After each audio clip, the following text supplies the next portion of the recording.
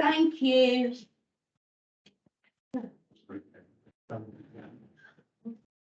Welcome councillors, officers and members of the public to the meeting of the council this evening.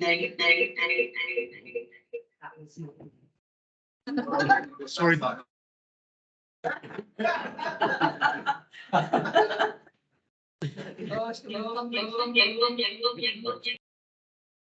That's a good goon show. Someone's logged into Teams in here because it's like a. Yeah. Explain about it. Sorted. I've just turned it on. Yeah. It was really sorry. Reminder, can you all please switch your mobile phones to either off or silent, please? I think we say this at every meeting, but you can guarantee someone's always going off. So please double check, switch it off or it's silent. Thank you. Unless you've already mentioned that it's on for an emergency reason. There are members of the public press attending this meeting virtually. Can I please ask those attending virtually to switch off your microphone to avoid any disruption during the meeting? The meeting is also being recorded and will be available in due course on the council's YouTube channel. Reminder for councillors. To ensure that those attending virtually and in person can hear the proceedings and for the recording to capture the entire meeting, please ensure that you project your voice and speak clearly. Please remember it's a formal meeting and therefore do not refer to each other by first names. Thank you. Right. Item 1, apologies for absence. Yes, Chair, received apologies from councillors Bullard, Chesters, Mack, Petrinos, Saxby, Liz Spear, Derek Spear, Gubb, Knight and Davies, Chair. Thank you. Item 2, to approve of the correct record the minutes of the meeting held on the 23rd of November 2022, pages 7 to 18. Do I have a mover? Thank you. Seconder? Thank you. All in favour? Anyone against? Any abstentions?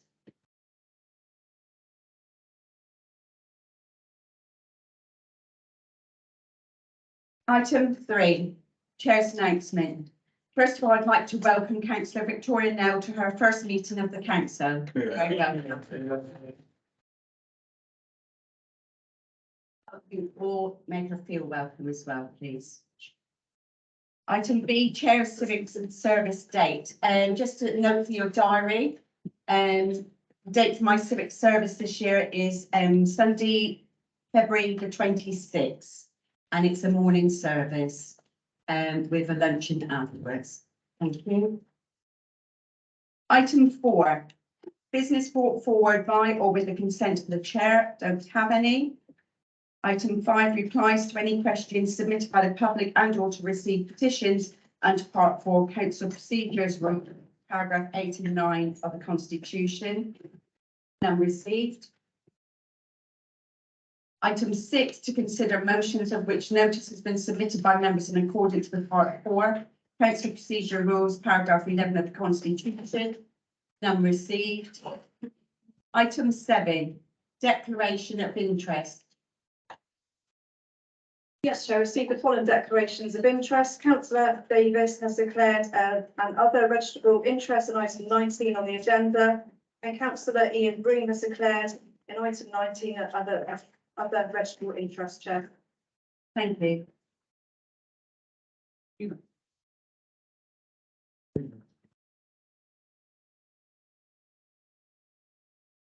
Item 8, Chair's replies to any questions to council by members submitted under Part 4 Council Procedure Rules, paragraph 10 of the Constitution.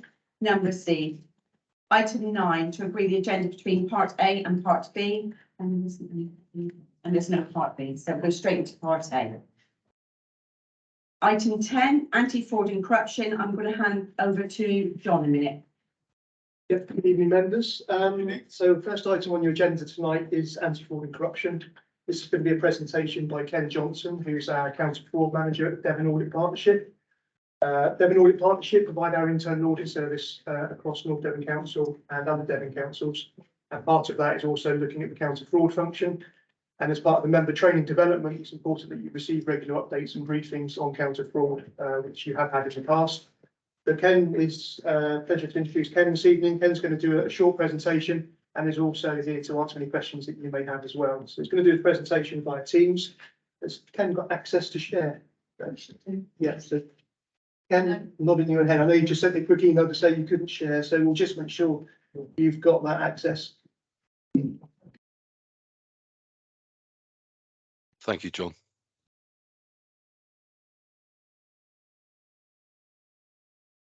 Got it. Fantastic. And over to you again. Thank you, members. Thank you, John. Thank you, Chair. Good evening, members. My name's Ken Johnson. I'm the Counter Fraud Services Manager for Devon Audit Partnership.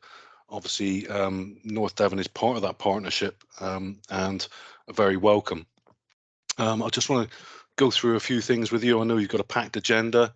What I'll do is I'll share my screen now and hopefully you'll be able to see what we're talking about.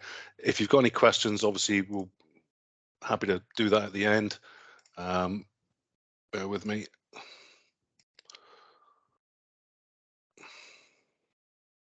Hopefully, just give me a thumbs up if you can see the lovely. Thank you very much. So Devon Audit Partnership, as I say, I'm the counter fraud side of things there. The internal audit is all obviously supplied by Devon Audit Partnership, and we're looking at risk and we're working quite closely with some of your officers in that area. All those three things sort of link together in that bubble diagram to give you the best assurance we can as to the work going forward and the strength and resilience for North Devon. Who are we? Who am I? So, as I say, we are Devon Audit Partnership.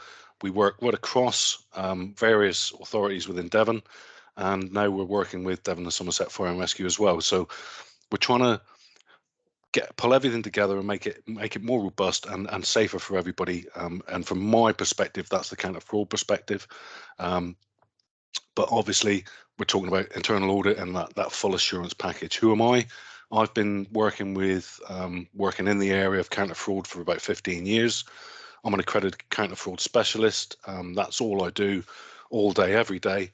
And believe me, there's not enough hours in the day. And hopefully, we'll do more of these sessions. And put it this way, I could probably spend some of the courses that I go on for, i.e. bribery and corruption, and just fraud alone would be a week's worth. So we're trying to squeeze it into a condensed package for you to absorb and take in. So as I say, I've prosecuted hundreds of cases over the years, and we've dealt with many thousands of investigations for criminal activity of fraud and related offences.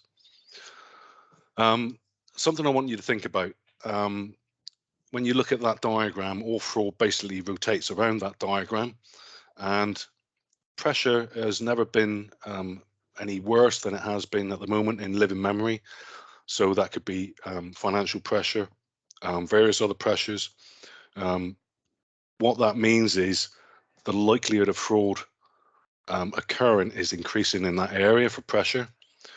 The opportunity is there, i.e., local authorities have never been as pushed to provide the services that they do over such a wide area for a long time, and budget constraints and various other pressures that, cost of living pressure and prices of things is affecting local authorities as much as anyone else.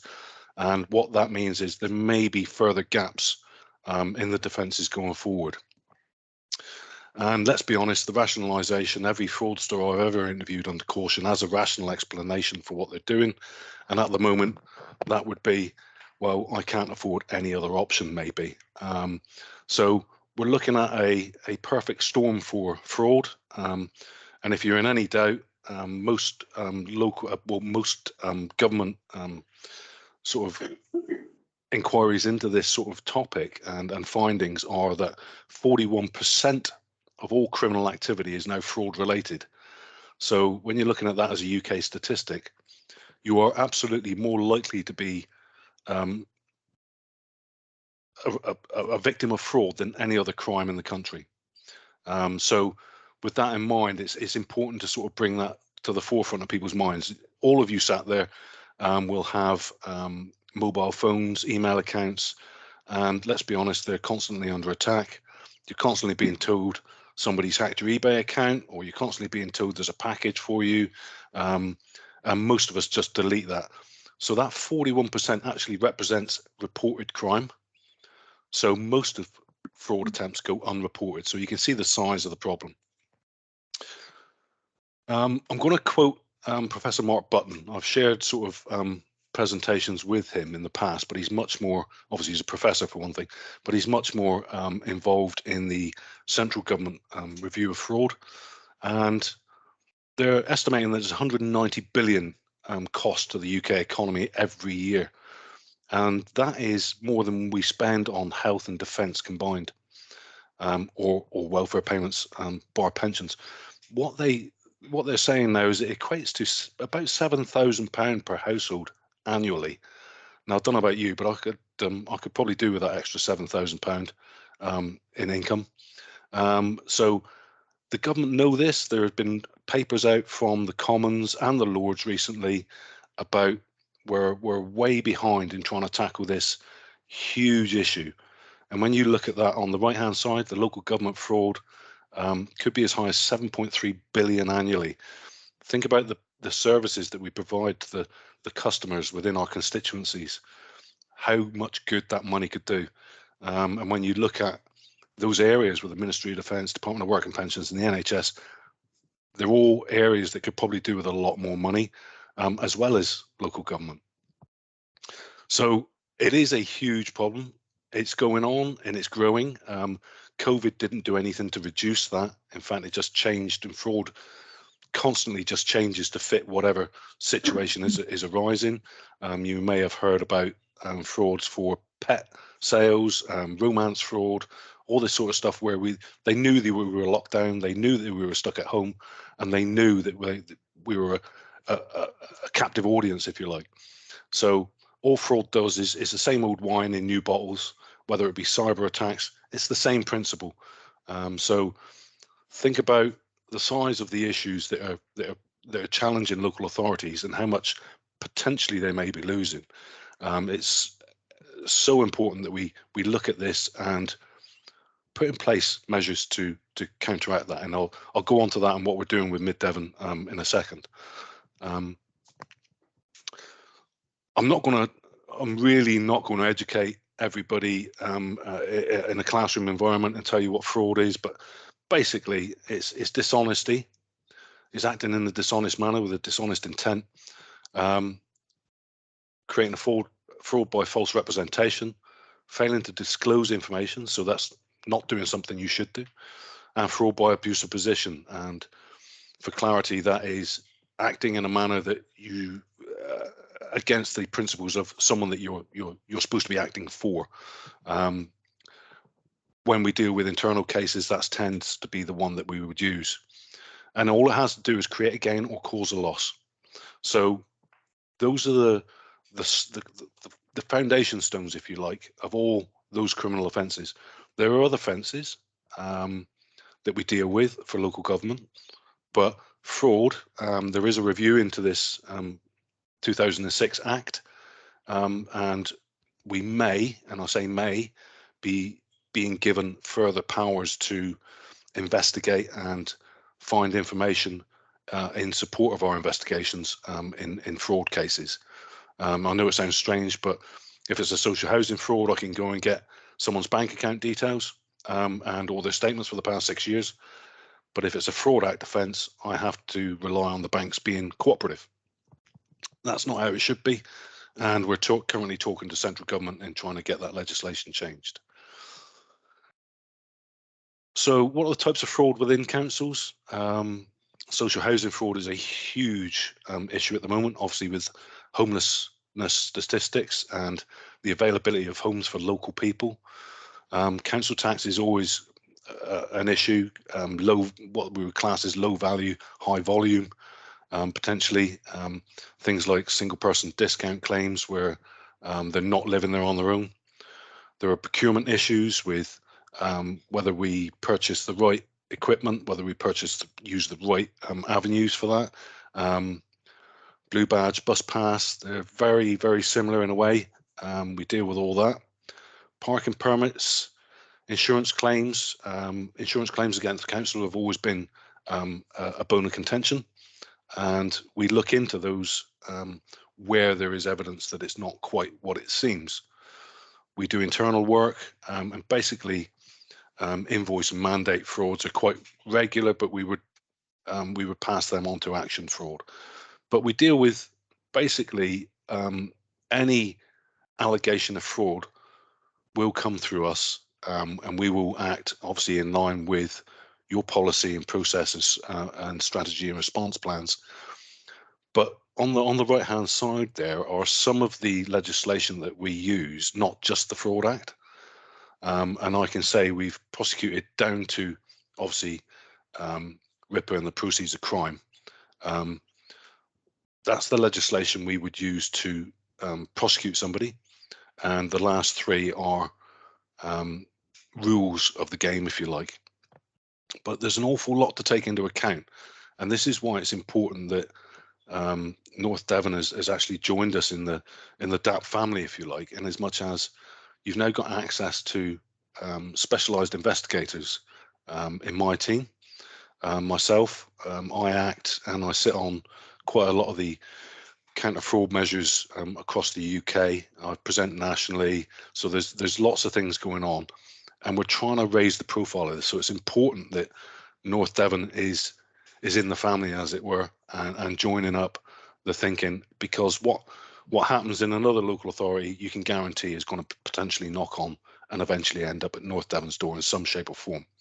So having that network is really, really important. I'm not going to tell you we know it all. When I think I've know it all, you know, something comes out of left field, and I do wonder how people think of how to get around these frauds sometimes. But yeah, we're all still learning, and the main thing is you are now available to draw from that learning. What we've been doing is looking at some of the risks to North Devon with officers in your authority. And when you look at risks, you know, most people would think about fraud and think of the financial issues, which is obviously a major part of it. But when organisations do get defrauded to a serious extent, there's normally huge reputational damage that goes with that. Basically because local authority is entrusted with the budget to look after many people, many vulnerable people. And, you know, if you're losing money, that doesn't bode well for trying to keep everything else on a straight line. Threat to life or serious injury, some people think that's maybe a bit strong, but because we've got a very limited amount of time, I normally go into what's happening with Grenfell. And I think there's something like 36 live investigations. I know it was some time ago, and the police are not willing to make sort of comments on this until the full public inquiry has been heard. But the threat to serious life and serious injury is now being looked at for health and safety offences and fraud offences. And that's because the whole chain of how that cladding ended up on the building, people were telling lies, they were acting dishonestly, and they were making false statements. And as I showed you earlier, that's really all you need for an act of fraud. So there are quite a lot of organisations and individuals now that are being looked at by the police for fraud. So yes, fraud does cause a threat to life and serious injury. Criminal civil liability issues. Again, you know, if we're talking about the people that we represent and we're not able to give the service that we're required to, or it's substandard because of someone we've contracted in, then we leave ourselves open to criminal civil liability issues.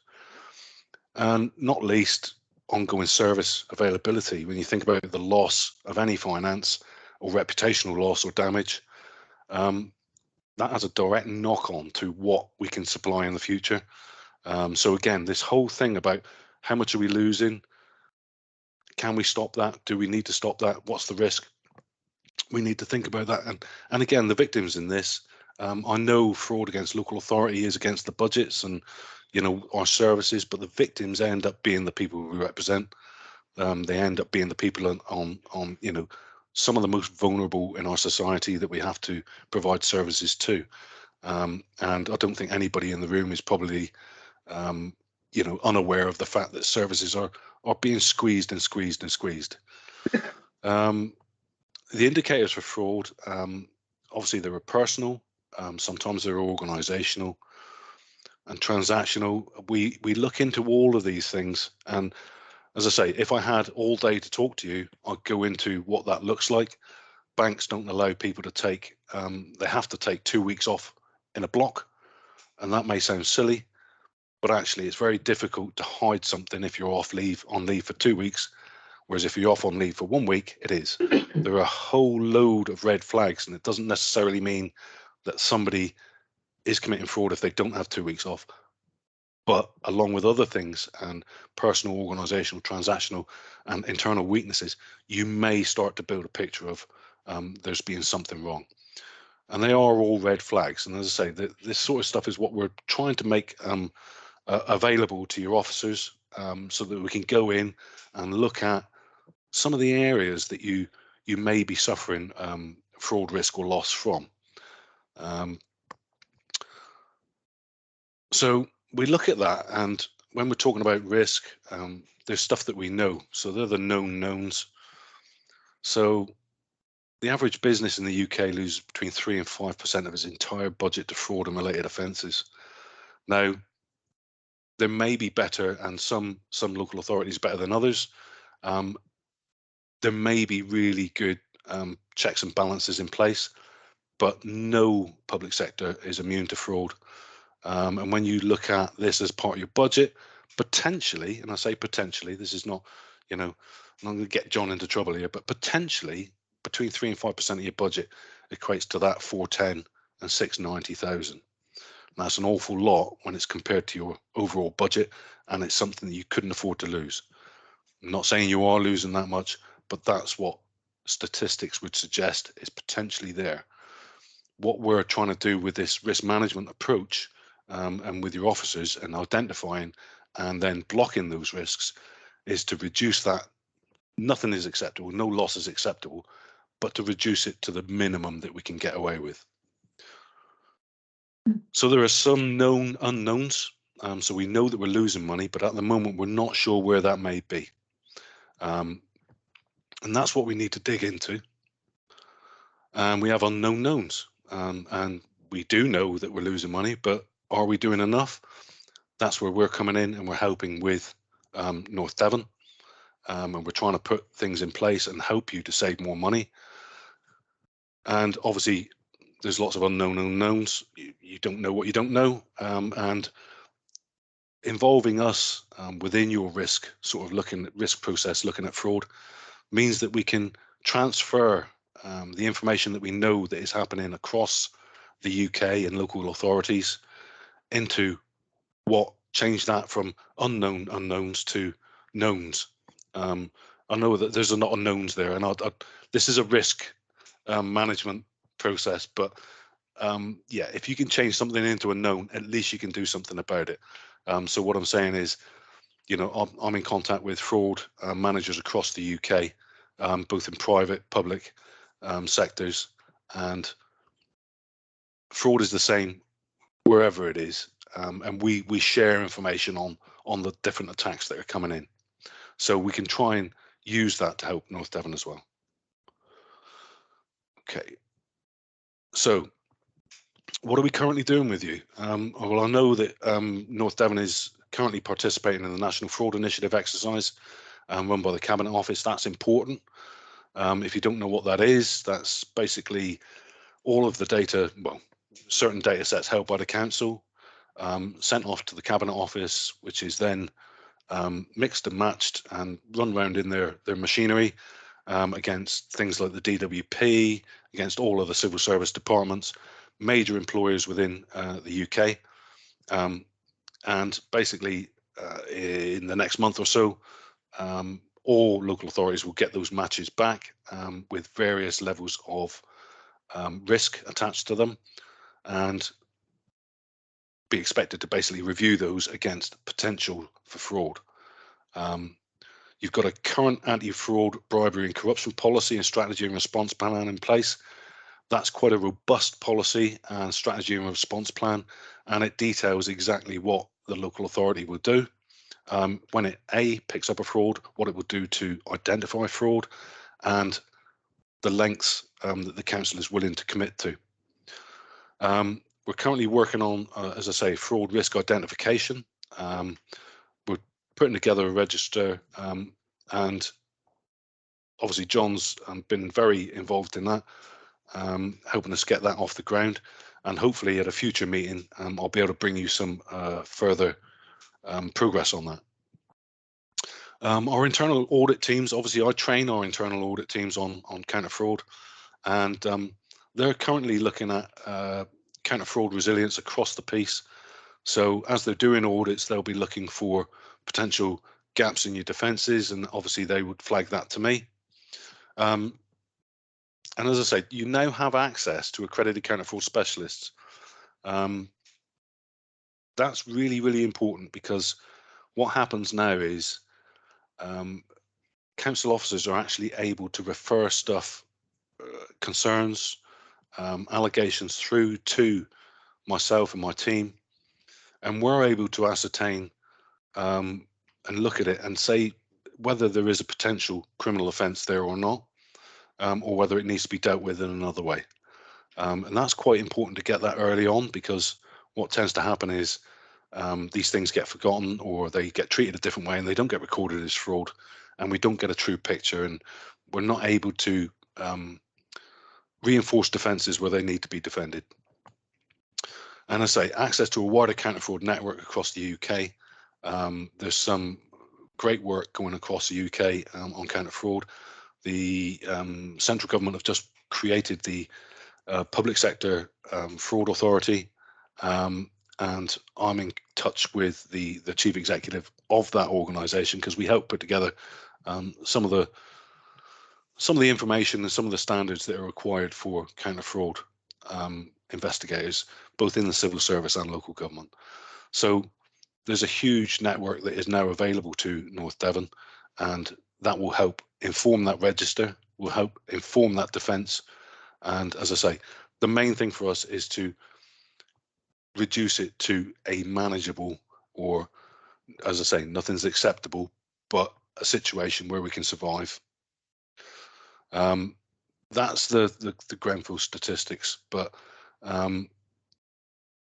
basically at the end of that presentation, and I'm sure that the organisers of this will put this out to you, there's a lot of links there. There's a lot of information going around at the moment, and I've been doing this for 15 years, and I'm getting a feeling that actually central government is really waking up to how much money is being lost through fraudulent activity. Some of it is organised crime, some of it is just people making bad decisions on a local level, and there are a lot of reports there. And if you're, for me, I read them, but if you're, you can't sleep one night, well worth a read. You'll find that everybody's accepting that fraud is actually going through the roof, and I always use that picture of the UK there, not because I think it's pretty, but the fact is fraud is everywhere, and if there are people, you will have fraud, and at some point it will cost you. And you can see from that light map, you can see where people are, you can see where habitation is. Nobody's exempt from it, and as I say, it's a national, well, it's a global issue, but it's a national problem. That was a really, really brief run through. So my details are on there. I'm happy to take any questions. I'm going to stop sharing now.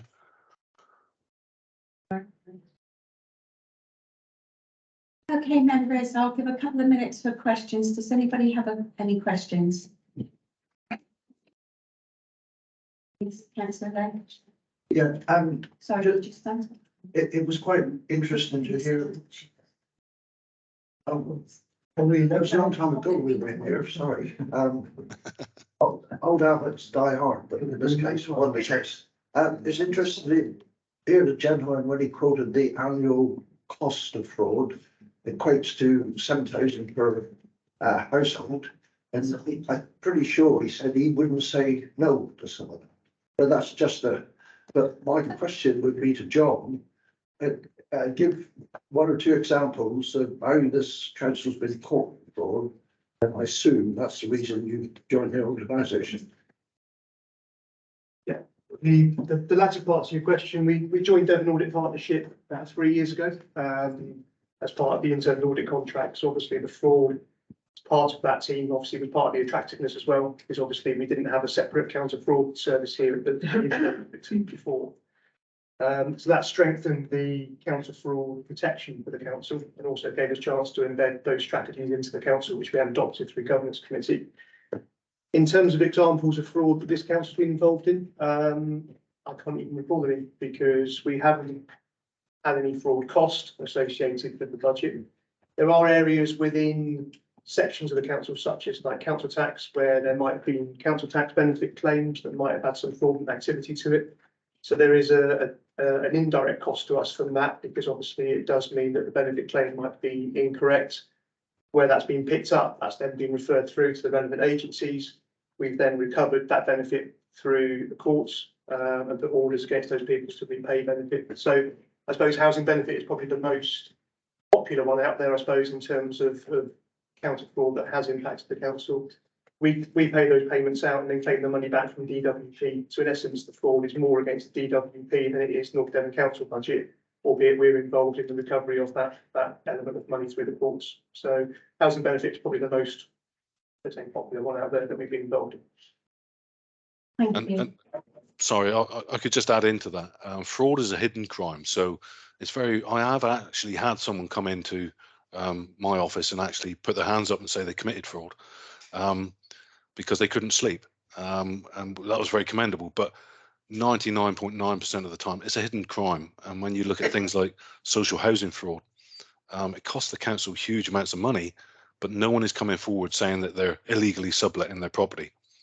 You know, it's something that, you know, we have to go and dig and find and raise the awareness so that we get those referrals in. And the whole part of this is you've got a very good policy and strategy and response plan now. We look at the risks and we get some publicity out there and we try and get that. It builds organically, and it's about raising people's awareness of what there is out there. And John's quite right. When you talk about fraud within local government, people talk about benefits, housing benefit, and council tax support and single person discount and things like that. A lot of the time it's about getting the money back, which I understand.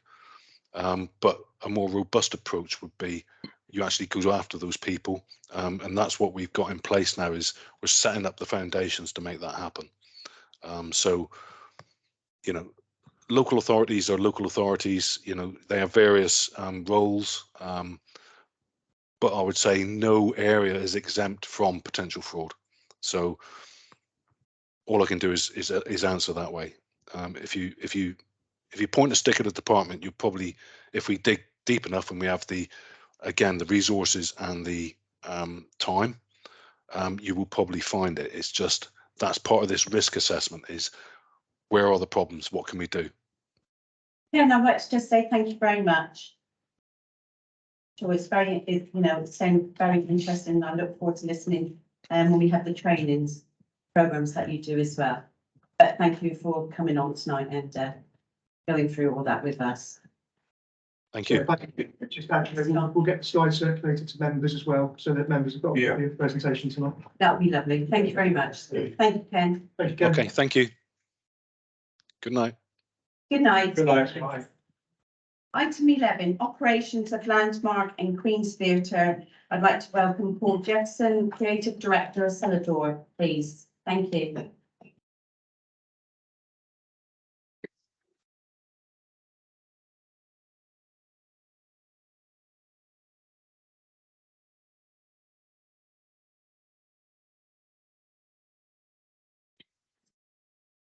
Sorry for the shuffling.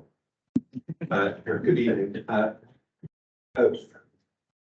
My name, Members, please. my name is Paul Jackson, and as Bill, I'm the creative director of Cellular Worldwide, and I will become the chief executive officer of Landmark Theatres Limited, and that's my purpose in being here this evening. I also immediately want to introduce my colleague David Hutchinson, who is the CEO of Cellular Worldwide, and who will become the chair of Landmark Theatres Limited. David is also the CEO of Park Entertainment. I'm going to go through these slides, and then we'll make some time for questions. So first of all, what I want to say is, why are we doing this? The reason why we're doing it is the organisation is moving into a charitable structure with a new governance, but it is built on the existing venue set. So let's see if I can make this work. Vision, mission and values. I will summarise it. The purpose of the new organisation is to deliver the highest quality theatre by, for and to the widest demographic in the least engaged places in England.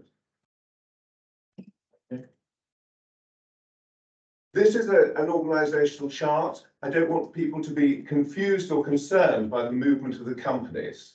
Landmark Theatres Limited is a renaming of Stellador North Devon Limited, which is a company which is a non-profit distributing company limited by guarantee. The remaining Stellador venues entities have migrated beneath that top co. We call it conscious uncoupling. Effectively, there is a management buyout style separation going on, by which I mean that there will be a separation of assets and liabilities. This, of course, is being conducted in the friendliest possible terms and is now in principle complete. The signature of the agreement triggers the application to Charity Commission, and the whole thing is built on partnerships, and the founding partnership is between Landmark Theatres Limited and Stellador Worldwide. That's just to reassure you about financials. The numbers are deliberately small, so no one can actually see them, but in fact, the financial position of the organisation is positive. We, in the post-COVID period, have obviously moved from a situation where we had substantial CRF support, for which thank you very much to people in this room, because you were supportive in getting us that support, and without it, it's very likely we wouldn't be here having this chat today. But the fact is that through a process of increased financial rigour and careful, basically book cleaning, cost control, we got the organisations, and there is an organisation here and an organisation in Peterborough, which incidentally took over another theatre in the course of this period. Both of them were in profit for the first month in November of this year. The accumulated P&L for the year for the organisation is now positive, and we have removed ourselves from quite significant cash flow issues. We've come through it. So where am I going next? I want to talk to you about the audience opportunity. Again, very briefly, there are parts of the audience that we're not contacting, but they're quite interesting. There are significant affluent sectors of audience that we're not getting into the theatres in North Devon enough. So it's not just to do with protected categories, although we will be working through our participation programmes and our talent development programmes to engage those audiences. It's also actually both second homeowners and also relatively affluent residents who we're not getting in enough. Now, to some extent, that's because of the programme that we have, and there's a need to widen the programme. So now we move gently forward to the potential benefits for the new organisation. You'll notice in the top left-hand corner, it says Arts Council England. The reason why it says Arts Council England is that, as many of you will know, Landmark Theatres Limited has been offered the opportunity to join the portfolio. And the offer is based on £1 million a year over 3 years, £3 million. It's a significant financial investment on the part of Arts Council England in this new organisation, and also in this county. The bid was submitted through South West. The head office will be the Queen's Theatre in Backport Street in Barnstaple. Amongst the other partners, you notice obviously Celador Worldwide, many producers of musical theatre and also family entertainment and children's theatre, amongst other things. You'll see also there Payne's Plough, you'll see English Touring Theatre, you'll see yourselves, you'll see Tamasha, you'll see the Birmingham Royal Ballet, and you'll see the National Theatre. National Theatre are already working with us in Northern Devon. There's one project which I'll mention on the next slide. The investment that is being made by the National Theatre in our organisation through Theatre Nation is significant. Equally, we have a new arrangement with Birmingham Royal Ballet that is starting in Peterborough. The Birmingham Royal Ballet are becoming a regular visitor to Peterborough for the first time ever. They're also going to be running talent and participation programmes with us in Peterborough, and there is no reason why, and in fact, it's very likely those programmes will also come to North Devon in time. Last but not least, Payne's Plough, whose rather attractive tent was at the outside the landmark of Milton Keynes last autumn. They will be working with us. They're developing a new writers development initiative, which will be focused on 4 places, including Northern Devon. That's already starting. That will work every year, and it will turn into tangible opportunities for young writers. Even actually tangible opportunities for older writers, because we don't have to be age specific about how we find talent. We'll find talent wherever we find it, and as much of it as possible. Organisational growth, again, intentionally small, so no one can see very much. It's really important to obfuscate with slides. My point here is, you can't see it, but my point is that you have a relatively lean structure. This is already against 7 million turnover. Now, typically, a funded theatre would have significantly more blue blobs than that. I want to make it clear that our instincts are fundamentally commercial, as well as being artistic. We're artistic driven, but also commercial. That's the centerpiece of the business plan. And I'll move on to organisational growth part 2. So this is what happens if we take on another theatre. Now, if you count up the blobs, and those of you at home with nothing better to do before you move on to watching the telly will be able to count up the blobs, you'll notice that the number of blobs is not that much bigger. Now, if you imagine that this new organisation will also have a turnover of, say, 3 million, 4 million, obviously there's an economies of scale benefit. I just want to make it entirely clear to everybody in this room, and also anyone who's listening from Arts Council, that we will not be diluting the investment by taking on additional places. What we will do is we will say to the additional place, if you want the programme work, we need you to match the investment. Outputs. So programme output. By moving in this direction, we can give you more of what you want to see. That's the message of this slide, because through partnership working, we can get more work of a higher quality into the theatres here. By working closely with Celador, we can, and we already have, brought significant commercial theatre to this part of the world and to these venues, but we can do much better by this broader approach. Participation. I mentioned Speak Up. Speak Up is a programme that will work in schools in Northern Devon. That's funded through our partnership with the National Theatre. I think it's about £150,000 worth of budget. Basically, what it means is that each year we will go into schools with the National, and those schools will have the opportunity to build their own piece of work. It's a co-creation project. They will see it through, they will own it, they will complete it, it will be shown, and it will be recorded. That's happening once a year for 3 years in Northern Devon. National Theatre Schools touring, that will be happening once a year for 3 years in Northern Devon. BRB Education, as I said, I've mentioned that, that's starting in Peterborough. We hope we'll be bringing that here. It's our aspiration to make Ilfracombe and the beautiful theatre in Ilfracombe a centre for young people and for learning. We have significant plans. It was a core commitment that was made in the first agreement between Sellator and the council, and we aim to fulfil them. Don't want to talk about those today. Don't want to go on. Want to have you give people a chance to ask us some questions. Last but not least, talent. In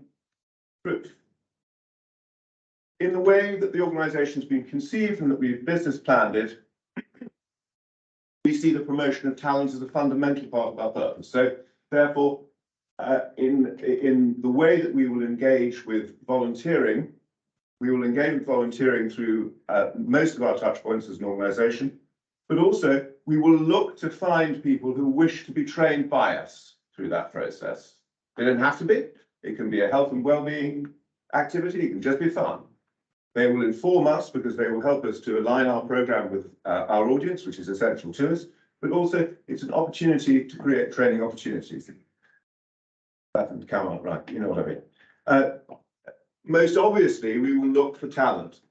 We have a set of programmes which are covered by our national portfolio negotiation, our bid, and we will multiply those programmes to find talented people and to support them into the profession. That's a core objective for us.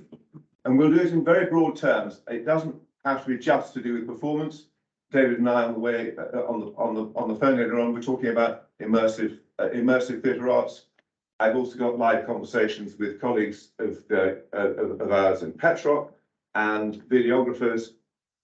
There's a possibility to go for a producing studio, a music producing studio. All of this we will wish to centre around Ilfracombe, and we will be having to raise cash to support it.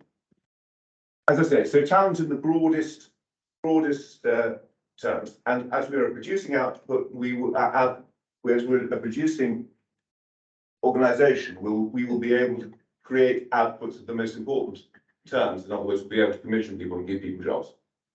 Okay, economic benefits. You love us. According to SALT, every pound that is spent on a ticket is worth £1.40 to the place where the ticket is bought. I've been rather more conservative about that, but the figures are pretty interesting. We're going to track this. We're going to track it really carefully. You're going to get stats from us. We reckon that the potential benefit economically of many of our activities in terms of creating stickiness around employment, in terms of improving in the cities, we think that they should be tracked. We think that if we share these stats with you, you won't only just like us a bit more, but you'll help us to raise the cash that we need and the other resources that we need to be able to build our partnerships, particularly here. Deepening partnership. Well, I mean, this is the last slide, and of course I'd be too rude as to say I'm going to ask you for more. David would never ask you for more, neither of us will, but actually we probably will.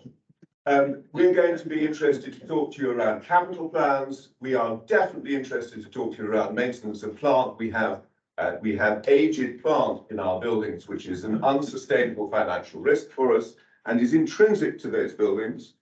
And last but not least, we will look to link the outputs that we deliver to your priorities as a council. And that we will use as our means to justify the continuation of your provision of what is currently called management charge, but I think I prefer to call it subsidy, and maybe even the increase of that subsidy. That's our pitch. What would you like to ask us? And in particular, as I've already spoken far too much, what would you like to ask my colleague David? Councillor Busher. Would you mind standing up, please? Thank you. Yes, through the chair, if I may, could you elaborate more on the change in structure and how you're moving assets and liabilities, how that benefits us, and how it strengthens Northern Devon's efforts over Sellator Worldwide, which I don't know a great deal about. I'll go first. You go second. Essentially, being a trust will first of all increases the quality of our governance, And secondly, allows us to bid for funds that we would otherwise not be able to bid for, such as large trust and foundation. So for instance, the Garfield Western Foundation or Esme Fairburn, they will not entertain a bid from an organisation unless they have charitable status. In order to achieve that, there must be a level of financial settlement and separation. No, I mean, that's pretty much the fundamentals of it. I mean, the company itself is limited by some level of liability with the structure of, how we create and produce shows. So every single show we create is in its own different company. So there's always protections around the business and how it's been operating. As Paul says, this is about setting up a structure for governance that allows us to go in for more funding. It separates the mission because this is, in much of what we've communicated to the Arts Council, it's around non-profit generating as much as profit generating ambitions around talent development, about developing and widening participation.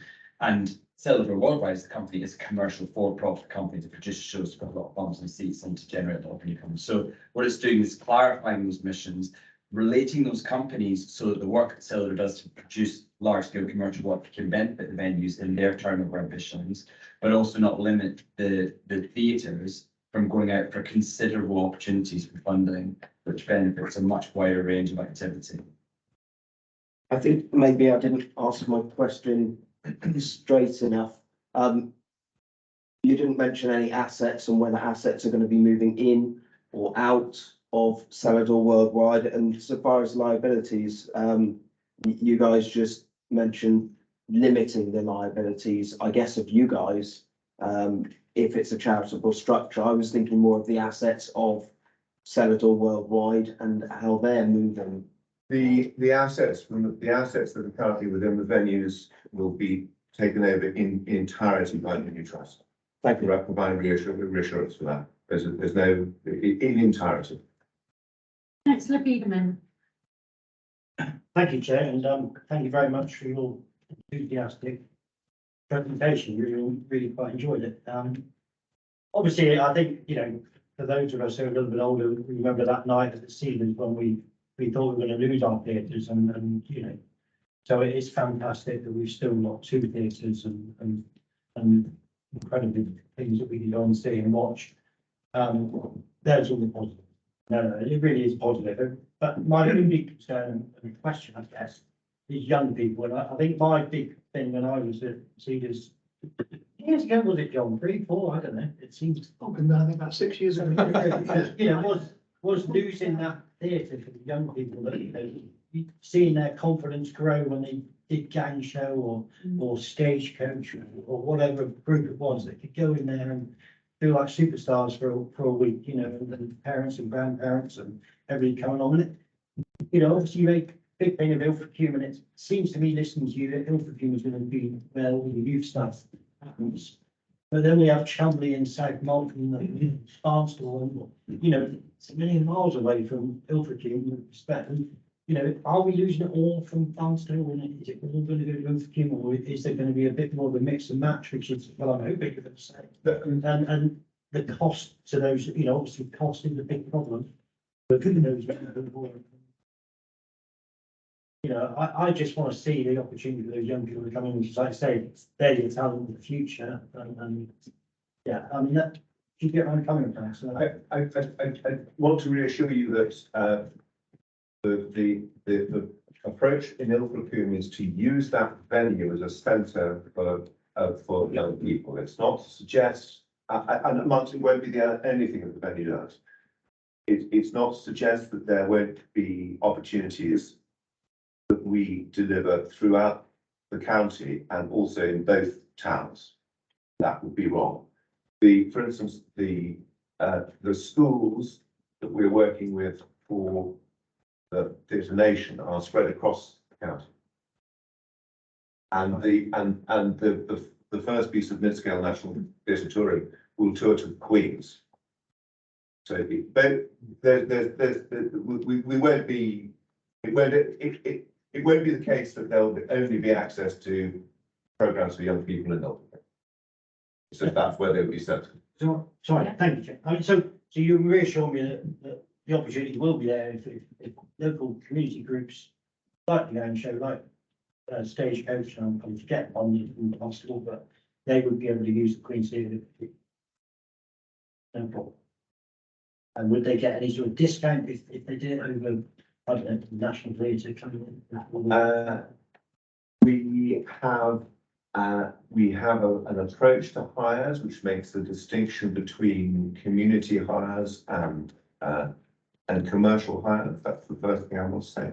The second thing is that we have to balance the commitment to the programs that we deliver with the commitment to those people who hire our buildings.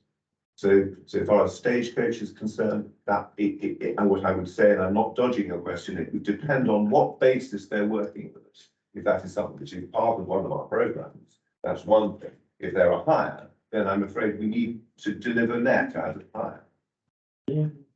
One thing to add on top of that in terms of talent development and young people is that I think the structures and the relationships around the National Theatre and some of those organisations that are partnering, it's as much about investing in this community and investing in voices and talent as much as also then giving a pathway for that to travel outside of the area. You know what I mean? There's this one-way bus from London to many regions in the UK, which is exactly why the Arts Council have funded underfunded regions like North Devon, because there's far too much money that was perceived to be going to one area, and the opportunities for voices in North Devon being seen in London and other parts of the region, regional UK, is really important. So we've structured it so it's not just about giving a platform here, it's about then giving an opportunity for that, the voices, the work, the talent to be seen in other places. You know, which is a challenge, you know, and I take your point about the cost of access and also the infrastructure, which is a huge challenge that we've talked a lot about in our organisation, to getting to locations, Ilfracombe or Barnstaple, to engage in programmes and art. So we are thinking actively on how we can break down those barriers, aren't we? Thank you. Councillor Walker. My question is about, you're saying you're not attracting the more affluent members of our community into the theatre. How are you doing at attracting the lower demographic? Actually, rather better than I thought. And when we've actually started to look at data, rather better than I thought. Nowhere near as effectively as I would wish us to be. And we're starting to develop programs to deal with that, but rather better than I thought. Thank you. Just as a quick summary, it's good to see that Theatre Petrock's back in the landmark and its proper home, because my daughter was a member of Theatre Petrock in the 2 years that we couldn't use it, and it was really sad, and it's very nice to see it back. Good. Thank you. Councillor Wilkinson. Thank you. Yeah, thank you. It's more of an opinion than a question, actually. And in my previous life, I was actually head of the Creative Arts faculty at Ilfracombe Academy. So I welcome what you were saying. In particular, a couple of 3 slides back now, you said about mixed media, looking at mixed media productions. And I am totally convinced that's the way to attach yourself to the younger people. And it's the way forward. And as I said, it's not a question, but only this morning, as an example, I was reading with great enthusiasm about the forthcoming new David Hockney exhibition, which is for an 84-year-old person, is streets ahead of the technology of some of the stuff that we can handle. So to encompass that in the younger person as well, and use their skills, particularly with the schools you've got in the area, I think is really exciting. I wish you every good luck. And I want to just say that we as our plans develop, obviously we will be consulting it, and we will let you know what we're up to. And I very much appreciate it if you're involved, particularly. I mean, we've just persuaded Ilfracombe Academy to take one of our projects, and it was quite hard work, because schools are you think well, I mean, obviously it's all like details, obviously shut the doors, don't they? But you think that if you turned up with a bit of money and say you're going to bring a National Theatre in, they'd say whippy, but no, they don't, because they're so busy trying to do their day job. So we have a lot of work to do around this, is what I'm saying, and I hope you might be able to help us. Thank you, Councillor Lynn. Yeah, near the end of your presentation, there was quite a well disguised pitch for a bit more money. I well remember going back 10, 12 years, it was a substantial figure. We contributed to two figures. Somewhere 650,000 annually comes to mind. That was slashed. I'm just curious to know from John what it currently is. And just one other little point, reference was made to the unable to attract the affluent members of the society. You also mentioned or having second homes. But unfortunately, you obviously are going to find difficulty in catching them at home. Can I just say something? Can I just say something about second homeowners? I think we should be trying harder to get a summer audience into our theatres, and I think that there are all sorts of problems. We've really got into trouble trying to do it in Ilfracombe. I hope we're getting a bit smarter at it. I tried to get something into Barnstaple, which I think would have sold like an absolute rocket this next summer, but I can't get it in because the producer won't. Anyway, but that's another story. I think that there are particular ways of advertising to people who are the second homeowners. I think separate. There's second homeowners, and then there's holiday makers, and I think we need to be smarter about both. I think we can get those people in. Sorry, John, yes, thank you. Thank you, Chair. So yeah, members, we currently pay around 150,000 a year subsidy to theatres. So obviously significantly less than what was previously paid years ago. Members will be aware obviously of our financial constraints from the previous presentations I've given at council back in November. But in addition to the revenue contribution, we do also have money in the capital programme for investment in the theatres. So we've got around 315,000 in the capital programme for replacing the flat roof at the Queen's Theatre, and also some decoration to the southeast and northeast elevations. And we also have money in the capital programme for the Landmark Theatre for investment in the fire alarm system. Now, obviously, some of that investment is obviously responsibility of landlords, some is responsibility of tenants. So obviously, we'll continue those discussions with Bob and David around ongoing maintenance responsibilities. But just to reassure you that we are significantly investing in the theatres, not just on the revenue side, but also on the capital side. Thank you, John, thank you. Is the gentleman impressed by this? Sorry? No, I'm just curious to know if the gentleman Can I is start? impressed Thank you. by what John said. David and I are by nature realists, and we understand the situation that organisations such as council find themselves in, and we understand that the arts needs to justify investment. And what I'm saying is that in the medium term, I hope that I'm going to be able to build case to increase your participation, and that people will do it because they wish to do it. But it's not for me to decide. All I'm saying is I will attempt to build the case. Councillor Pearson. Sounds great. That's really exciting. And I'm really happy that it's going to be focused on young people in Ilfracombe, because actually Ilfracombe so often misses out to the rest of, for that very reason of distance, which Councillor Beedman referred to. But it's usually the other way around, and access for youngsters in Ilfracombe and connection with the school. Fantastic. The school used to be very much involved with the community, did it not, for theatrical things.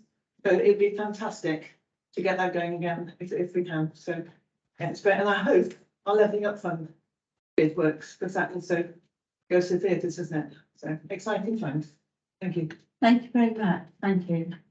Paul and David, thank you both very much for coming along and sharing this with us. I find it interesting, I hope everybody else did. It's nice to know the vision, and you know, we look forward to seeing what else comes along, but both thank you very much. Thank you. We appreciate your engagement very much. Thank you very much. Thank you.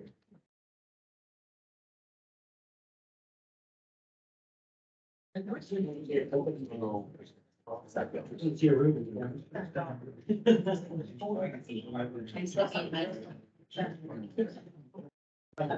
members, thank you.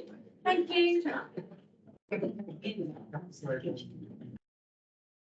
Right, item 12, report of the leader of the council, Councillor Warden. Thank you, Madam Chairman. Sorry, could we have quiet, please? Thank you. Today, Ilfracombe seems to be very much in the forefront because this afternoon I've been attending the joint committee of the House of Lords and the House of Commons regarding human rights, with particular reference to asylum seekers. And they were extremely interested in what actually was happening at Ilfracombe and the work that's being done by the Pickwell Foundation and our officers and so on. It was an extremely interesting because I was the only representative of the south of the country. The other representative was one from Kent. Obviously, Kent has got special problems with all the people coming over in the boats. One from Newcastle and the other one was from Glasgow. But I found it extremely interesting, and I hope that there will be a report eventually that will actually enable us to know a little bit more about what the government is thinking on these lines. It's quite obvious that there are many issues that need to be dealt with, such as the amount of money that they are given. I think it's only £9.20 or something like that a week to subsidise all the extra things they need for children going to school, for example. How do they manage with clothing? How do they manage with going on trips? How do they manage to get extra food and so on? It was very, very interesting. I haven't got time, unfortunately, to go through it all now, but it was something that I was really pleased to be part of.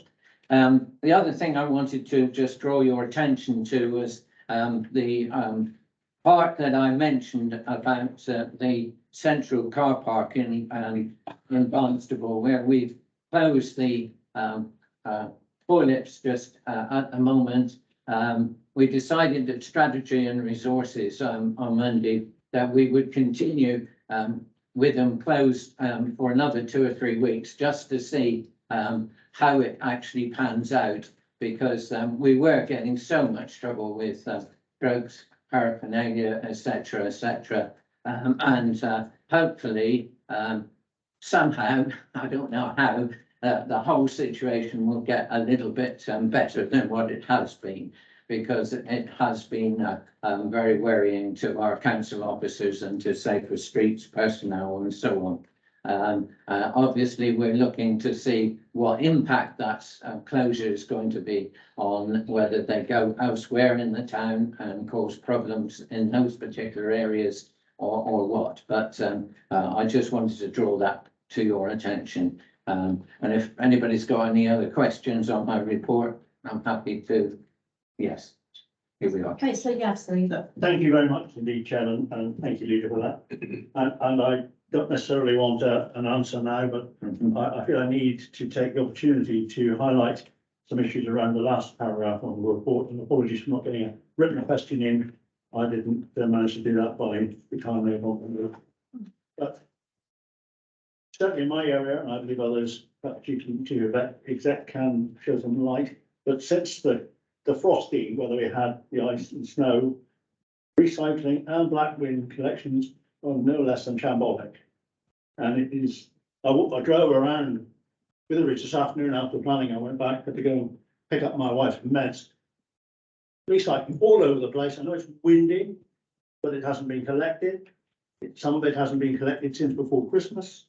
And it is, and I hear from colleagues that it is similar in other areas. So, Leader, please, can we have some explanation and some understanding of how we can get this back on track? We did seem to be doing so well, but I just wanted to register that issue, Chairman. Thank you very much indeed. Thank you.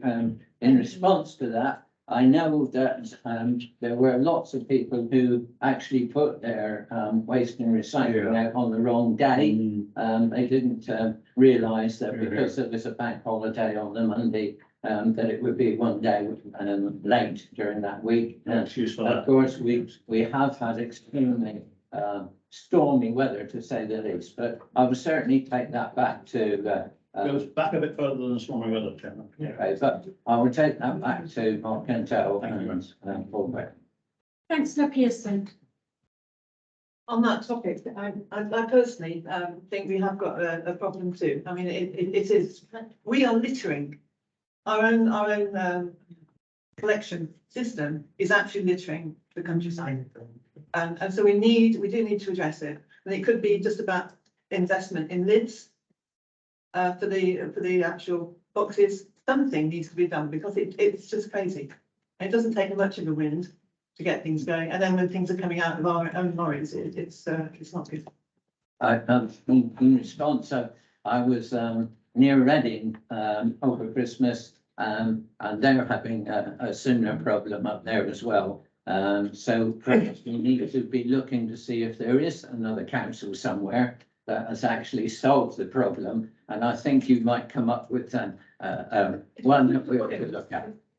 Wales, actually, the way they go. Yeah, thank you. But can I say a positive then on this? I'll be honest, my husband, not me, is really tops on recycling. And we've never had problem with it blowing anywhere because he's very neat with it all. But it could be because I've got a fantastic crew that come where I live. And they are so good. They don't just do it. And I have seen it in other areas where they just chuck it and then you see it all blow out. I've seen it myself. But the crew that come round Marwood are going top notch because they actually do it really gently. They put them all everything back nice and neat. But I noticed a difference. The gentlemen's on holiday this week because I had different ones this week and I noticed a difference. But you can get if you get a really good crew, they're spot on, you know, so they're not all bad, you know, it's depending who it is and how they deal with your recycling. Sorry. Yes, of course. Yeah. No, I mean. Give a bit of praise there as well, you know what I mean? Yeah, but you're just packaging praise. Yeah, we do not mean. I go further than saying that they're not bad. I think they're all fantastic. They've Yeah, got a card. Yeah. I'll take the points back, Councillor Yabsley. I'm not aware of any particular issues, to be honest, since before Christmas. There might be some other plans coming up which reflect other issues, but I will take that back. We do have issues on particular days, if suddenly we've got more drivers off sick or something like that. But as far as I'm aware, most of the rains have gone out over the last couple of weeks. So we'll have a look at that and I'll speak to Mark tomorrow. And I need to say, no, I didn't mean they're bad, No, I know. but that they have some of them, when you've had a lot of them off of COVID and codes, they are stretched sometimes and they do work hard. Councillor Davis. Thank you. I'm sorry, and I'm going to have to argue with you. So, and the residents of Ashford indeed would also say, well, hang on, because they've had major problems there with their recycling. Now, and I'm happy my district councillors had to leave, unfortunately, but I'll make my own representations for the parish of Kentisbury. And I wish my husband was listening to this because he's the one complaining about why are we storing now black bags since before Christmas at our own property. It's not great. We're lucky we've got somewhere to put them. We have no bin facility and they're being eaten by mice and rats. That is how unfortunate the whole thing is. We don't get a food waste collection and that's what's happening out in the countryside. So I'm sorry, Ken, I'm going to have to say that the residents of Ashford, just remember, only this week have had complaints about it, or at the end of last week. Sorry, yes, last week we're complaining about it, but they hadn't had a collection. And in Kentisbury, I can tell you we've had no black bag collection since before Christmas. I'll take all of those comments back. Thank you. Councillor Beardman, unless you're going to say anything different. Well, yeah, very slightly, because I mean, I think they do an, it's like always, the guys do an incredible. And you're absolutely right to point out that it has improved, definitely improved. The issues that we were having, they have improved. I think the frustration is when we do have sickness or when we do have lorries off the run or whatever reason, it's always the same ones that get missed. And I think if you're unfortunate, we have to miss a group 1 week because, you know, sickness or whatever, we absolutely go to them the next week first, if you like. It's almost like what appears to happen is they start at point A and finish at point B, and you know, if they've got staffing issues, you know, volume issues, it's always the ones on the end of the run that missed out. And I think if that happens, it can be really good. If the following week they will start with them to make sure they're not missed for a second week, because I think that's you know, that's certainly what was happening and I'm going back for 10 weeks then, so, you know, but yeah, thank you. Thank you. Right, we'll move to note on that one. Item 14. Oh yeah, 13, sorry, I do apologise, that was item 12, wasn't it? Yes, item 13, question by members. Questions to the leader or the chair of a committee submitted under part 4 council procedure rules, paragraph 10.4 of the constitution, none received. Item 14, NMD building control. Report considered by the Strategy and Resources Committee on the 9th of January 2023. John Trade to report. Thank you. Chair. Members, we took a report through Strategy and Resources on Monday with regards to North Devon Building Control Partnership that we've got with Mid Devon Council. So just for those members to remind them, we have a partnership with Mid Devon Council where the resources are pooled, the costs are shared proportionally based on the level of resources and income that comes in. For the last few months, we've been experiencing challenges with the workforce in terms of there is a deficit in the workforce and an inability to recruit with advertised posts, and have on a number of occasions resulted in 0 applications coming forwards, and that's resulted in the service going out to agency staff, which has proved extremely expensive and isn't sustainable into the long term. So because the service delivery is now obviously being impacted by that, we are still maintaining a very good share of the business. Over 75% of the market share goes through North and Mid Devon Building Control. However, those customers at some point are probably going to lose the will to stay with us if we continue with the inability with the service. So what we are looking for in terms of trying to bring some sustainability to the service is officers wish to minimise both that cost and also the reputational damage by looking at ensuring we can try and recruit surveyors and also retain the surveyors that we have got, with a view that the chargeable element of the service, we can look to increase the fees and charges, still remain competitive, but enable us to be able to award the surveyors and also attract new surveyors with a 10% supplement to the current salary being offered. That would require an increase in the current fees by 8%, but officers have had a look at the level of our fees compared to our competitors, and even with an increase of 8%, still keeps the level of charges competitive with the existing market out there. So members took a report, officers took a report through Strategy and Resources on Monday. The recommendation that was approved was that building control fees be increased by 8% with immediate effect for 22-23 onwards, subject to there being no adverse representations received following the notice of intention to make this change. Mid Devon Council are taking a similar report through their council, and officers would support that recommendation being approved by full council. It needs to come to full council because you're varying the fees and charges, and then inadvertently that affects the budget. So that's why the fees and charges change needs to come through full council for approval this evening. So Chair, the recommendation is in your report, and also a copy of the minute extract from Strategy and Resources from Monday, but I'm happy to take any questions from members. Thank you. Councillor Davis. Well, it's very comprehensive. I'm happy to move the recommendation. Second. Right, thank you. All in favour? Thank you. Anyone against? Any abstentions? Thank you. Yeah, just one final point on that same report. Obviously, on Monday, councillors Lane and Prowse declare non-registrable interest. So anyone who uses the service obviously should also declare that same. Thank you. You should, yes. Thank you. Thank you. Thank you, members. Thank you. Item 15, council tax base 2023-2024. John to report again. Chair, stay standing. Thank you. Members, this is the setting of the council tax base. So it's not the formal setting of the council tax or the budget. That will all come to your February Strategy and Resources and full council meetings.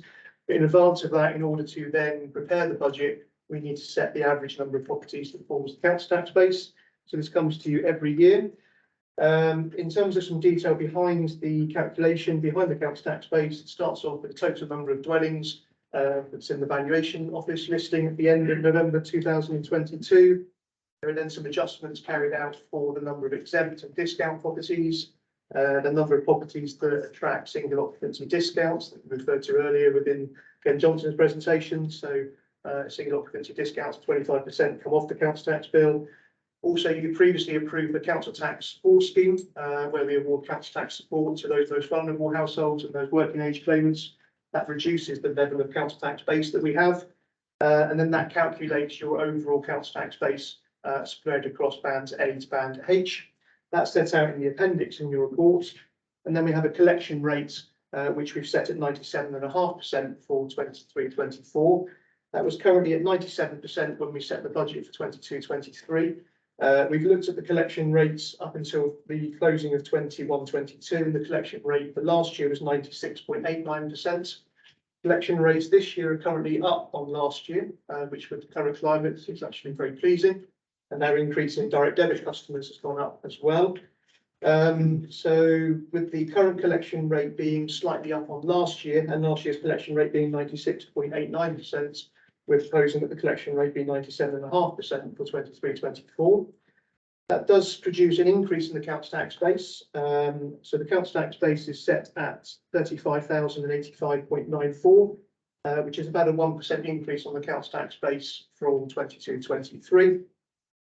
So members, the recommendation in your reports in section 2.1 and 2.2 is the approval of that council tax base. I just need to note one spelling mistake that I made in the report. Apologies for that. In recommendation 2.2, there is 2000. The year says 2022 to 24.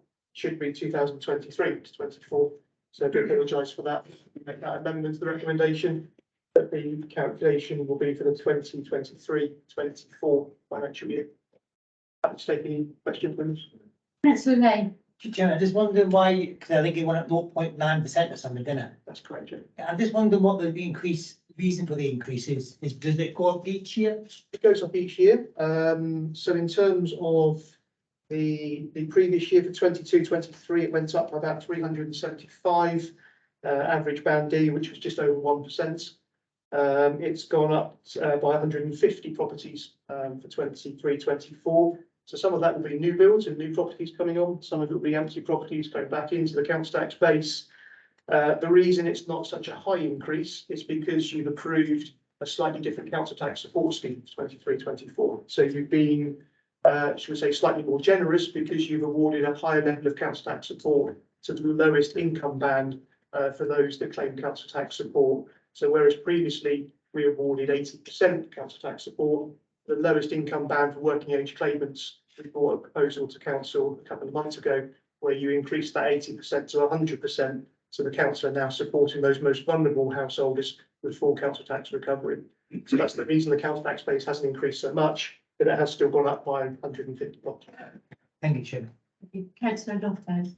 Thank you. Thank you, Chair. There's more of an observation than anything else. I know that a third of the number of council tax base is getting the 25% discount. So presumably that's single people. And I would guess the majority of those are going to be elderly. And that is going to create problems in the future for the economic situation in North Devon. In particular, that, you know, we're looking at, we know from the national statistics that we had through that the number of younger people is reducing in population and the older people are increasing. And that doesn't bode well for this council or for the area. And I just felt I need to bring that to your attention because it's something that you need to consider in the future when you're looking at planning for the economic cycles of things. Thank you. Thank you. Thank you, Chair. I mean, yeah, it will be the single occupancy discount does equate to quite a large number of properties. It is across different age bands. So obviously there are non-pensionable people that obviously do get single occupancy discount as well. And obviously the number of single people living on their own obviously is increasing as well. So there is a balance there. I think the important thing is that we carry out those regular reviews of single occupancy discount. As Ken Johnson highlighted earlier, that is the one area where potentially there are lots of people, and some of it is people forget to tell us that maybe they are now cohabiting, and obviously that single occupancy discount is still on their account. That's why it's important we carry out those regular reviews to make sure that number is as accurate as possible, and for our benefit, hopefully as low as possible. Thank you. Councillor Roux. Move those recommendations. Second. Right, I've still got a few more people to All right, speak. well, Thank you. And Councillor Wiedemann. I've changed mine. No. No, thanks, John. I mean, I just a quick question. I'm interested in the estimated premiums of plus 100%, plus 200%, and plus 300%. Obviously fairly low numbers. So who are paying those plus 200% and plus 300%? So they are properties that are empty and substantially unfurnished and have been for a long period of time. So currently those that are over 2 years will pay a premium of 100%. Those that are over 5 years will pay a premium of 200%, and over 10 years then goes up to 300%. Good. What we are looking to do is bring a report to council next month, which will be proposing those same level of discounts for next year. But as part of the regeneration levelling up bill, there are 2 proposals coming forwards, subject to that legislation being passed, that will bring the ability to charge the levy on the empty premium, on the empty properties in 2 years back to 1 year, and also the ability to charge on second homes 200% council tax, pay another 100% levy for council tax on second homes. That would be from 24-25 year. So it's for currently for those properties that are unoccupied and substantially unfurnished after a period of time. Just quick on that. Brilliant. And you triggered another question. So currently there's no legislation to allow us to charge 200%. Correct. There is. We will be able to in the future. So There is for the unoccupied and substantially unfurnished ones over 2 years, 5 years and 10 years, but the ability to be able to charge that after a year, and also then the ability to charge for second homes, that legislation is not. So if like we or any other council at the moment, it's more an indication that that's what they're going to do rather than they are already receiving. At the moment, none of those councils are able to charge that because the legislation's not been passed. A few councils are starting to take it through their councils, and some have done that already. But nobody's actually receiving the money. No one's receiving the money yet. We're going to bring a report to February's meeting, so that if legislation is passed, we have to make that decision as a council before the 31st of March. If the legislation is passed, for us to then be able to charge it 12 months later in 24-25, but that will be subject to the legislation being passed. But that's our intention, Chair. Thank you, John. Thank you, Chair. Thank you. Councillor Heather. Thank you, Chair. Thank you very much for your report, and I'm absolutely thrilled to bits that we are making it easier for people in the bottom band, with the lowest income people to be able to get a bigger discount. I think that's a really helpful thing for us to do. I was actually going to ask you about the different council tax bands, about non-collect, the people who don't pay, if it varies or if it's fairly much the same across the board. In terms of the collection within the different bands. Yeah. I haven't got the collection rates per band. I mean, our collection rate is always around sort of 97.5% mark. That's not to say we don't try and get the 100%. This is what we budget for.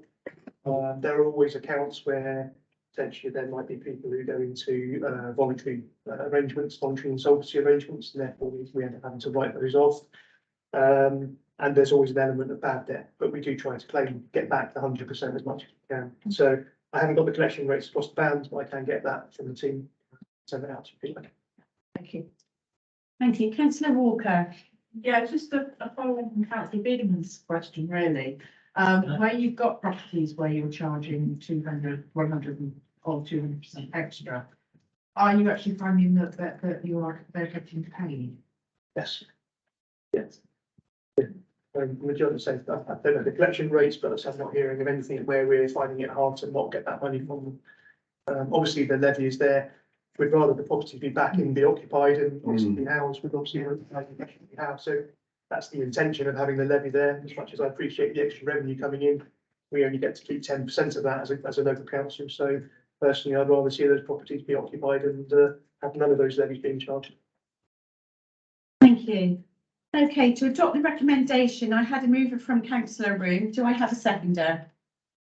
Thank you. All in favour? Thank you. Anyone against? Any abstentions? Thank you. Thank you, Chair. Thank you. Item 16. Members' Allowance Scheme 2022-23. Consideration of uplift of allowances, pages 31 to 50. Ken Miles, Chief Executive Report. Yeah, I know.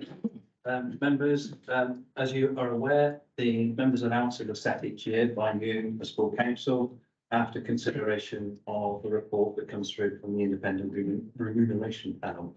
That panel last met in March last year, and they recommended that for this year, the current year 22-23, the allowances would be increased in line with the percentage that was applied to the pay settlement for officers.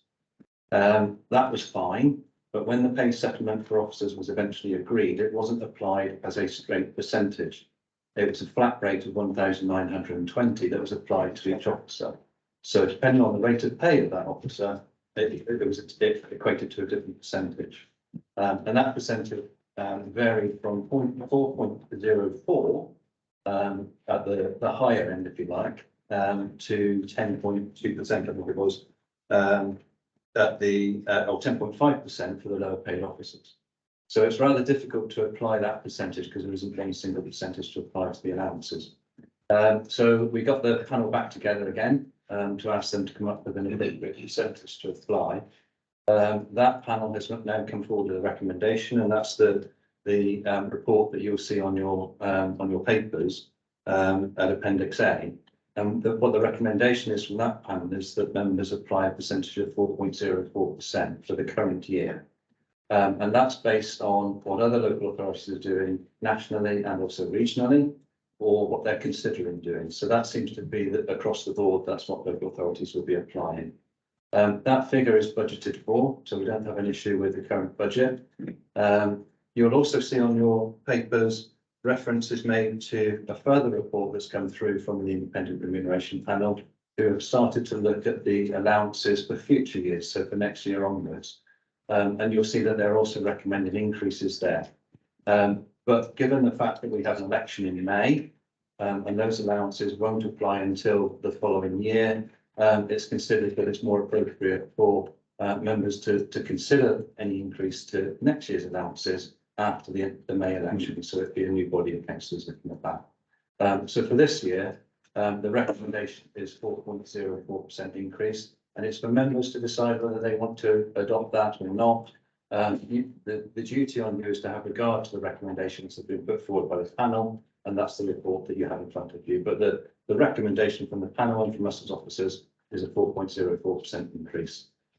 What that will look like in practice is that the current basic allowance is £4,970.22, and that will increase to £5,171. And if you want to look at the detailed scheme, that's sent out in Appendix B on your papers, and that sets out the basic allowances and the special responsibility allowances, which will also increase proportionately as well. Thank you. Councillor Kingston. Yeah, thank you, Chair. My position on these allowances actually hasn't changed since last year. I voted against them, and I think given the current circumstances where we have every single public sector just about going out on strike because they're struggling with their pay, I don't think it reflects very well on any councillor that then sits here and actually votes themselves up a pay rise, because effectively that's what it is. I appreciate it's been done by an independent body, but I voted against it last year and I didn't actually take the allowance, so I stopped that happening. And I just look at the other figure that's here, because overall it's just over £10,000 it will cost this council if we vote this through tonight. Well, I sat in the governance meeting last night along with two other councillors, and I listened to the planning officer, who are really struggling to get on board planning officers, senior planning officers, because they can't afford to pay them. It's a real struggle. We're all having problems with the planning department going through. What a nice gesture it would be if this council said, actually, that £10,000 we're thinking about voting through tonight was actually put back in the pot and could be used and maybe given to one of the departments that's really struggling to recruit people because of the level of pay. I appreciate it's probably different with the budgetary, but I just think it will look very bad on every single councillor here if we sit here and vote in a pay rise. Thank you, Chair. Thank you. Councillor Bushell. Well, it's not often I agree wholeheartedly with Councillor Henderson, generally on town council. I think that we should lead by example. I think there are hard times in our communities, and I think that the councillors should show a level of sacrifice by keeping the allowances as they are at the present day. Thank you. Councillor Lever. Thank you, Chair.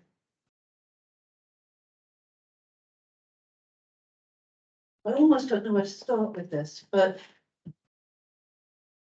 as councillors, our role is to represent the communities that elect us. And for us to do that effectively, we need to have as broad a range of people come forward to be councillors as we possibly can. From every walk of life, from every community, from every age group, from every economic background. The amount of money that we get paid in allowances is helpful, but it is difficult to imagine anyone being able to live on the amount of money that we're talking about. And the increase that we're talking about is not going to make the difference between, being able to get your roof repaired or whatever. It is the amount of money that we're talking per year for councillors, the allowance that we get.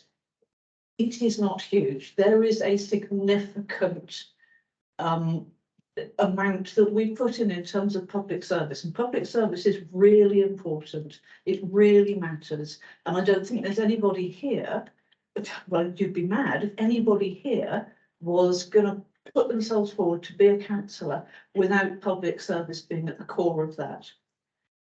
We do not do this for fame or fortune.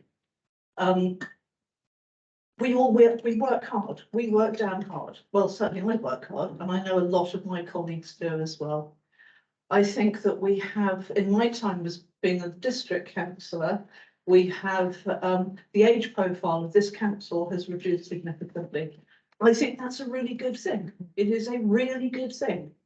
It is a really good thing if people, when we're out there, we're talking to our residents, and people are interested in their local community. They want to do good work for their local community, and they see the council as being a vehicle for doing that.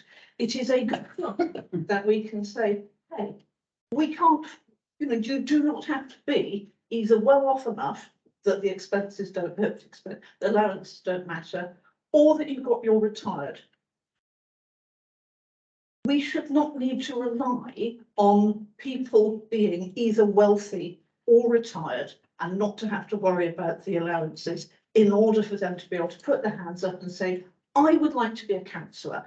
I would like to work for my community. I would like to represent the people in the area that I've been elected to represent. I think that we are not overpaid. I would challenge anybody to live on what we get as an allowance. We are at the bottom, I believe, or down towards the bottom of the level of allowances in Devon. I think it is incumbent upon us to try to encourage the best of our communities to come forward to be councillors. I think this is part of it. I think this is an absolutely crucial part of our efforts to try to seek equality and inclusion. So absolutely, I will be supporting this. Thank you. Councillor Peterman. Thank you, Chair. I'm quite relieved that I won't end up on a Facebook as we're part of the Dems and just have the last speaker, but there we are. I've hit a bit of, sympathy support with Matt and Paul. I think you make a really good point. But I also totally agree with Councillor Lever. I think the point is we do want it to be inclusive. We don't want to bar people from becoming councillors simply on their economic situation. I'm very, very lucky that I've got a supportive family, a supportive employer.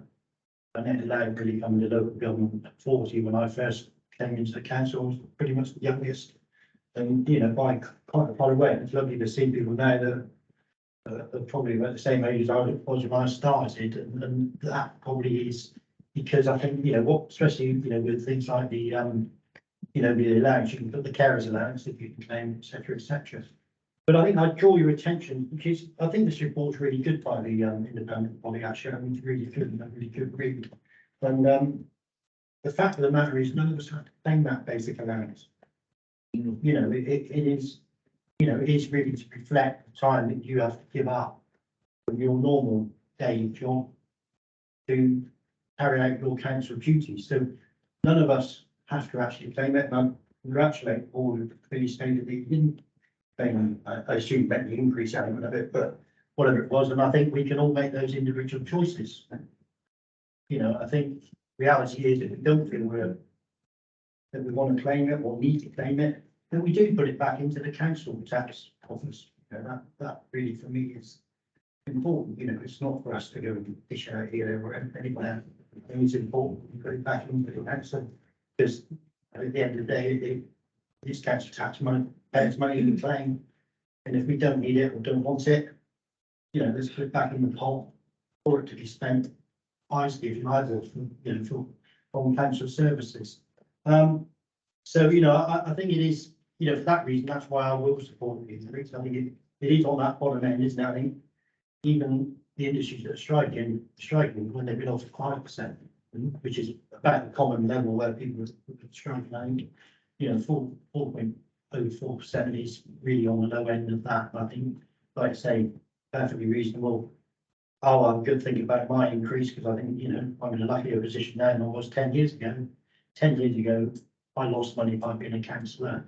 Luckily, 10 years on, my mortgage payments are lower and maybe I personally be able to forgo the actual extra, but I would hate to think come May that we've got people not standing for election if they can't afford to.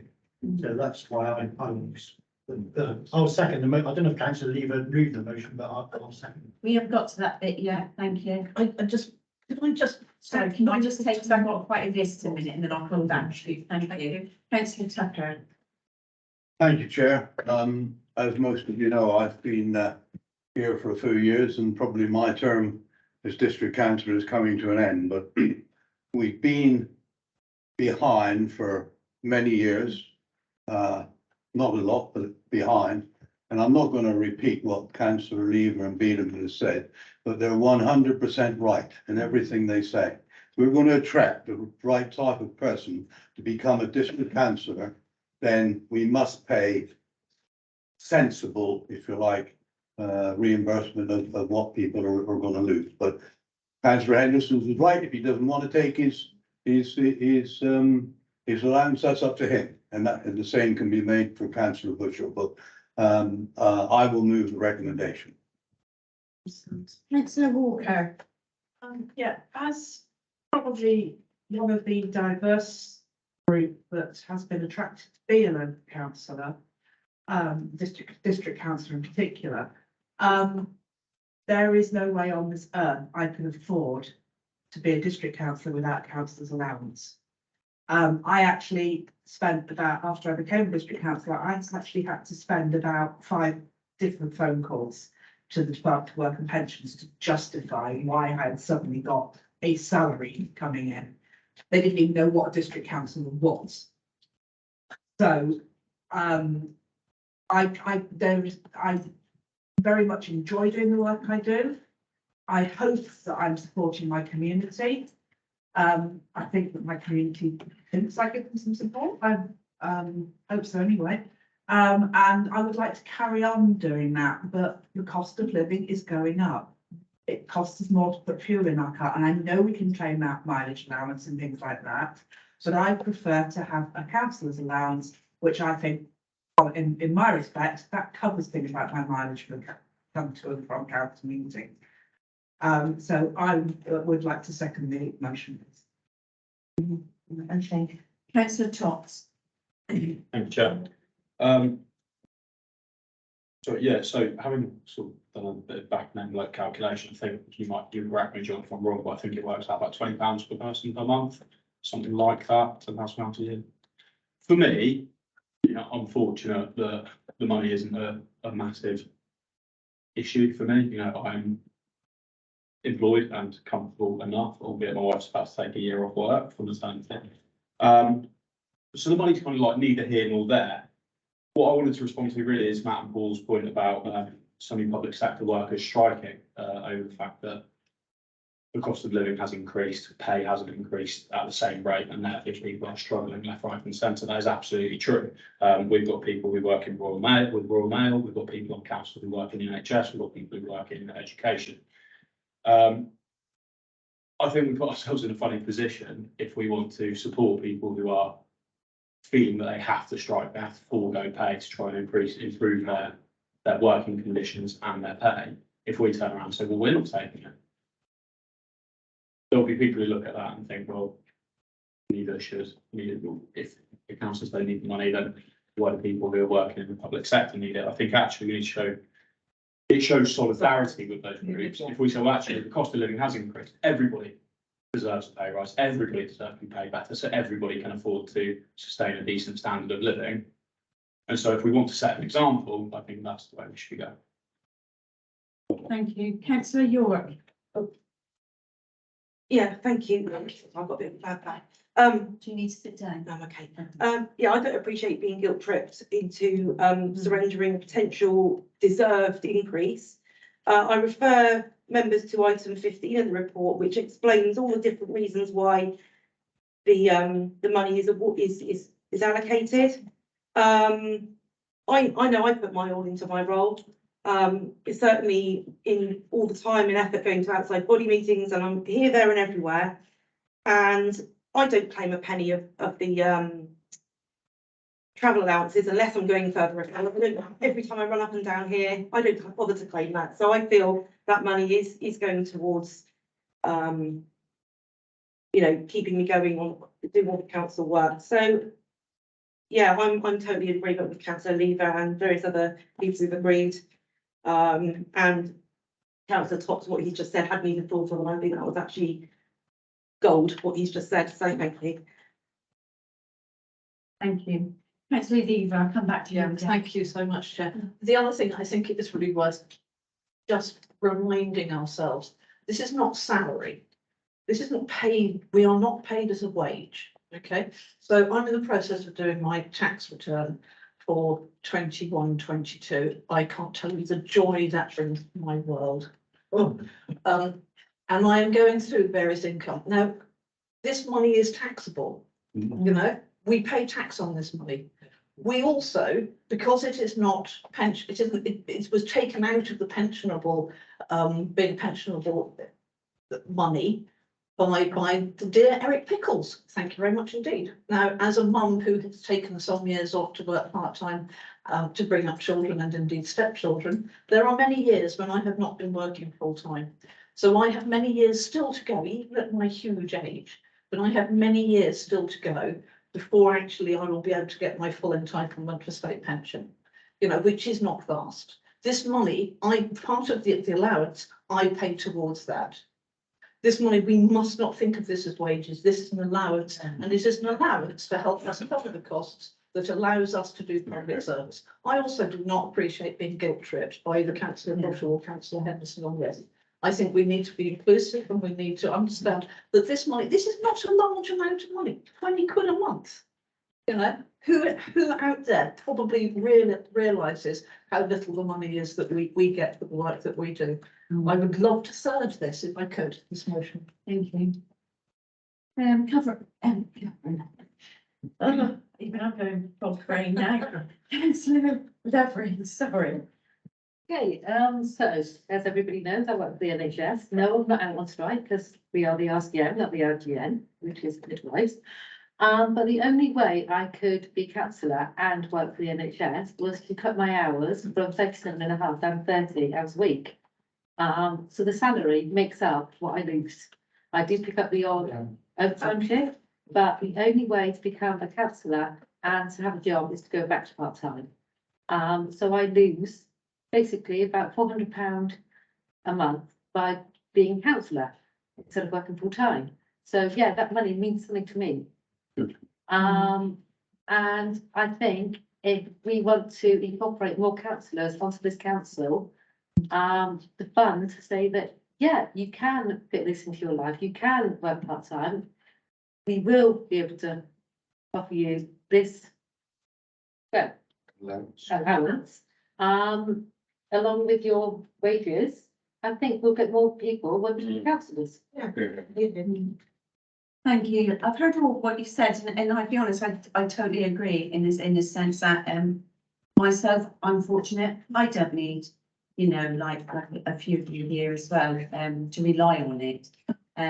Because I know for a fact, I've dipped into my own pocket quite a lot. But that's my choice. But I quite agree, nobody here should feel guilt tripped in any shape or form. And you've all got your own minds, you can all make your own decisions, and that's what we will do now. So, we've had a mover, we've had a seconder, all in favour. Thank you. Anyone against? Anyone abstaining? 2. Thank you, that's carried. Okay, swiftly moving on. Item 17, proposed committee timetable 2023 to 2024, pages 51 to 64, report by Senior Corporate and Community Services Officer. Thank you, Chair. So remember, this report is presented to council on an annual basis. It sets out the timetabling for standing council and committee meetings and recommends a proposed timetable for 23-24. Paragraph 4.1 in the report sets out the principles of timetabling of meetings. These principles are the same as for 22-23, with the exceptions of the Licensing and Community Safety Committee. In 22-23, council agreed to schedule the committee meetings at alternate times to enable more attendance in the evenings. However, meetings being held in the evenings have not increased attendance, and therefore it is recommended that all meetings of this committee are held during the daytime. The recommendation in the report is that recommended that council adopt the timetable of council and committee meetings for 23-24 as detailed in Appendix A of the report. Thank you, Chair. Thank you. Any questions? Councillor Biederman. Oh, not questions. I was going to move it and thank. Okay, Councillor Bushell. We've just been talking about trying to make council more attractive to a different demographic.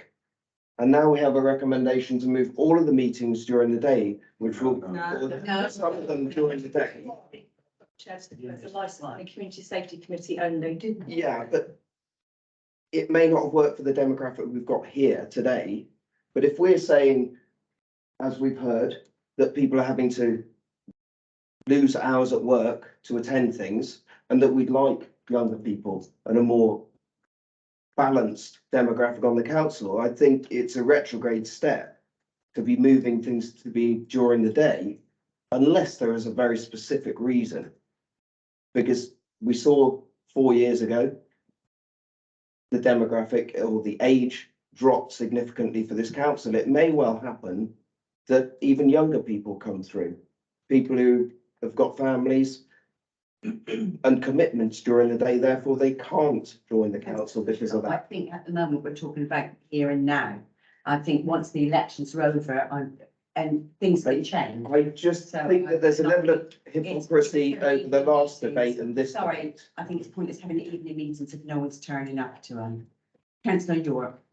Yeah, thank you. The initial changes were in part related to my work role. I think it was the Policy Development Committee that used to meet at 2 o'clock and I couldn't attend those meetings. Those meetings were adjusted for my needs, and there's no reason we're going forward. If the new administration needs different times, that won't be looked at. As evidenced by what Bev has said, we have trialled 6:30, alternating with 10 o'clock, and the 6:30 has not increased attendance. So going forward, we're saying 10 o'clock, but if things change, it can be changed. Thank you, Councillor York. Councillor Tucker. Councillor York has said exactly basically what I was going to say. Thank you very much. Councillor Biederman. Yeah, similar, Chair, I think. Thank you very much. But remember, people with childcare and responsibilities might well find it easier to be here at 10 o'clock. Yes. During the school day than they are at. You do, yeah. That's like that can be. You take each individual. That's right. Councillor Roos. I was just going to say, I'll second Frank's proposal, because obviously it'll be a new council, and if that new council want to change it, then they'll just have to put a motion to change it. Correct. Councillor Lovren. Can I just say, it's a very prehistoric view that everybody works 9 to 5, Monday to Friday. Tesco's opens 24 hours a day, the NHS opens 24 hours a day. So some people probably would like a morning meeting, some people would like an evening meeting. Everybody keeps saying, oh, you get 2 days a weekend off. Well, no, not if you work at Tesco's or Asda. So, you know, things, it's a post office, everybody works 24/7 these days. The new committees can then decide when they start, oh, my job role is, and this is when I have off. It'll be up to them to decide when they want their meeting. Correct. Thank you very much for that. Right, we have a mover, we have a seconder, all in favour? Anyone against? Any abstentions? No, that's one abstention. Yes. Sorry, Chair, can I just ask a Yes. question on that? Bearing in mind, this could well all be changing, unless there's actually some local government ruling as to why it needs to be done now, why couldn't these be set after the election? And that, at that point every year? Sorry. Thank you. Ben, would you like to answer that? Thank you. There would be certain meetings that we need to schedule in diaries sort of now, like thinking of the planning committee, licensing community safety committee. If we waited until council met after the elections, that would mean those committees couldn't meet until the council considered. Thank you. Okay, trying to move, we've done all that. Item 18, sorry, can we have one conversation, please? Good morning, Madam Chair. Thank you for being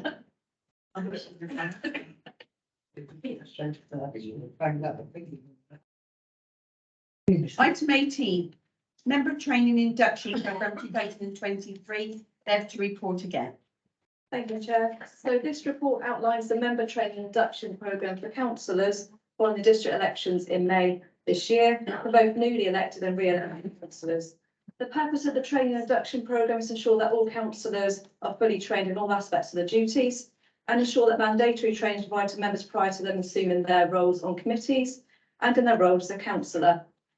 The programme has been drafted in consultation with the cross-party member working group. Appendix A sets out the mandatory training sessions that councillors are required to attend and also includes the target councillors required to attend each session.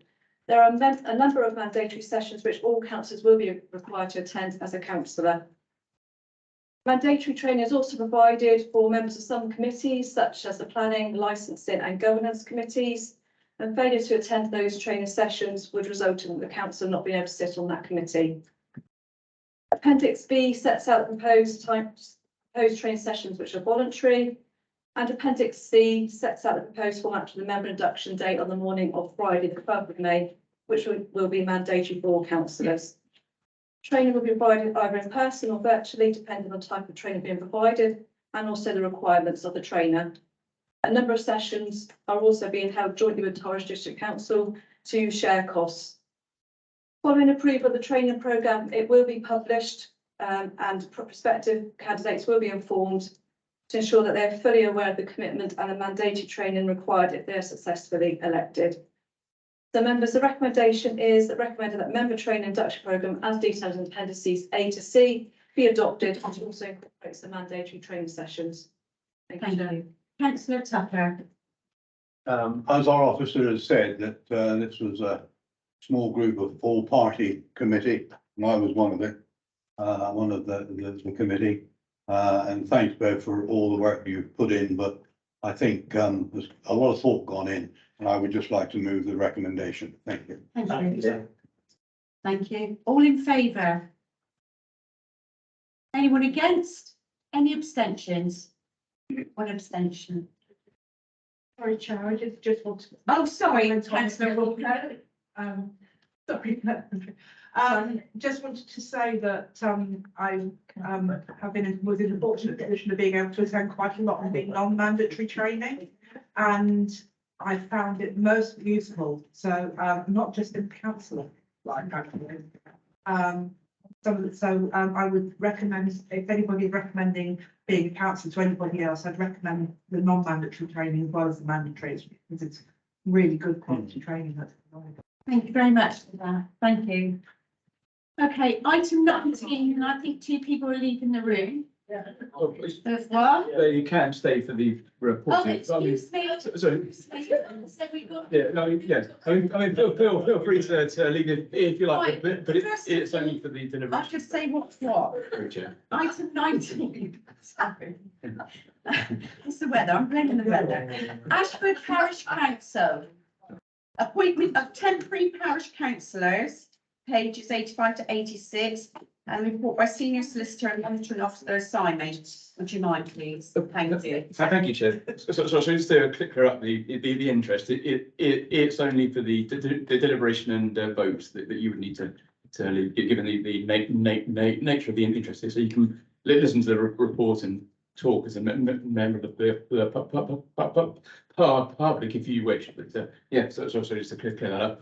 But yeah, so this report relates to a bit of a sad case really of Ashford Parish Council unfortunately not not having met for more than 6 months due to in internal disputes in the parish council and even a legal claim being made by one of the former parish councillors, resulting in them not being able to obtain insurance when they tried to renew, and therefore being being up feeling they couldn't meet.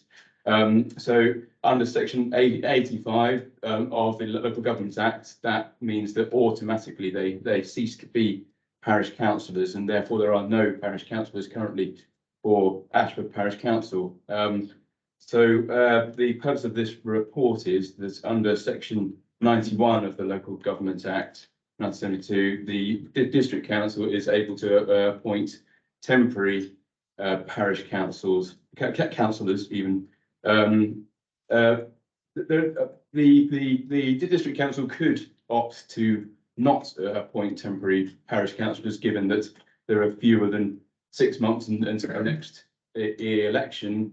But our view is that it would seem in the interest of the community that urgent business is intended to, such as setting the precept and trying to set the parish council up again, so that it's in a good position for any new potential parish councillors that wish to put themselves forward. So yes, so under section 991, it's proposed that we appoint 3 councillors, which is the minimum term to make it for it, and it's accepted practice to do that via to firstly go to the local ward member and then the county councillor, both of which have agreed, and then further a neighbouring ward member. So that's how we've reached the 3 that are on the order that's annexed to the report. So the recommendation today is to use the district council's powers under section 91 to appoint the 3 councillors. Yeah. Councillor Lane, I move the recommendation. do you know who the councillors are? What's your next question? Just checking. I want to know what they're allowed to. Right, hang on a minute, we can't have any votes until they've left the room. That's fine. Thank you. Thank you. Right, all in favour? Anyone against? The abstentions? Right, yeah, they can come back.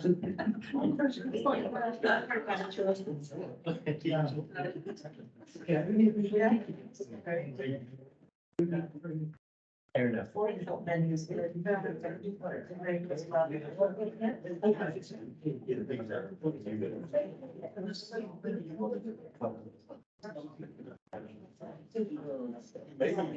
That'll be cleaner, isn't it? Thank you. I missed that, then. Okay, item 20, report of lead members for climate change, pages 87 to 88, report by councillor Lofthouse. Thanks, Chair. Very short report, to put on the agenda. There's some slight adjustments to that. In that, after discussion with environmental health officers, environmental enhancement officer, it would seem that we don't have enough time really to do the job properly for March. And budget as not going to help you. So the suggestion is that we join with other groups and put something on later on in the year. Timing yet to be agreed, but the council would also like to be involved in the Green Week, which happened in June. My concern is that we need something before then, because of course climate change is something that is affecting people in the fact that at the moment they're having to spend a lot more money on heating their homes. And we need to be able to make them more aware of how they can ease that burden and insulate or whatever they can do within their means and within the government programs that they might be able to get hold of to help them fund it. So in addition to that then, I would say that the strategy and resources report that you've had has within it the corporate plan delivery. And within that, we've got the environmental enhancement, which shows the progress that's being made for climate change within the council, which is good. It's good news. It's a good start. We started from zero in 2019, then we were halted because of COVID. So the progress we have made, I think, is excellent. Just got to keep it going and keep the policy which is now in place. Strategies are all in place to get them applied throughout the council, which I know is happening. So that is really good news. With regard to the Climate Awareness Week, my request to all councillors is that they get involved, but they also get their parishes involved. We need it to be as widely advertised as possible, otherwise it's not that aware for the public. And it's essential to do this, that everybody plays their parts, because if humans intend to inhabit this world, the remainder of its expected lifespan, which is something like 4.5 billion years, then we need to do something, because at the current predictions, the most that humanity can expect is a few centuries. So, you know, a number of generations before things get really, really serious. And we have shortages of everything and possibly another mass extinction. Will be the dinosaurs then. The other thing is that I've been promoting sustainability and inclusion of true sustainability of housing and new housing building within the local plan review. What I'd like to see is something, and this needs to come from central government, but we might be able to help that along, is to see that new houses that are built do not need to be retrofitted to meet the 2050 net zero vehicle requirement. And that's what we need to be putting in place as soon as we can. Sorry, that concludes my report. I don't know if anybody's got any questions. Thank you. Anyone got any questions? No. No? Okay, move to that on that. Item 21, I have a mover and a seconder to take it in block, please. Second one. Okay, all in favour? Good, thank you very much. One thing before you all run away, because you literally will be running away in a minute. You've actually got 10 minutes to get over the field, otherwise you'll be locked in. And the car park will be locked as well. Thank you. Happy New Year to you all. And thank you.